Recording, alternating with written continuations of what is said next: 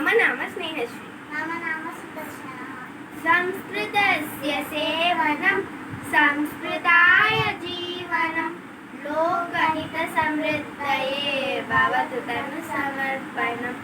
संस्कृतस्य सेवनं कार्यगौरवं स्मरन् विघ्नवारिधिं तरन् लक्ष्यसिद्धिमक्षिसात् करोमि सोद्यमस्वयं यावदेति संस्कृतं प्रतिजनं गृहं गृहं तावदविरता गतिः स्थावदनुपदं पदं तावदविरता गतिस्तावदनुपदं पदम्।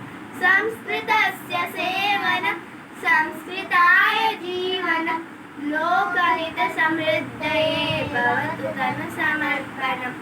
संस्कृतस्य सेवनं कामयेन सम्पदं भोगसाधनं सुखं किञ्चिदन्यदात्रिये विज्ञानसंस्कृतोन्नतिं गौरवास्पदं पदं नेतुमद्य संस्कृतं बद्धगतिरयं जनो निधाय जीवनं पदम्। बद्धगतिरयं जनो निधाय जीवनं पदम्। संस्कृतस्य सेवनं संस्कृताय जीवनं लोकहितसमृद्धये भवतु समर्पणम्।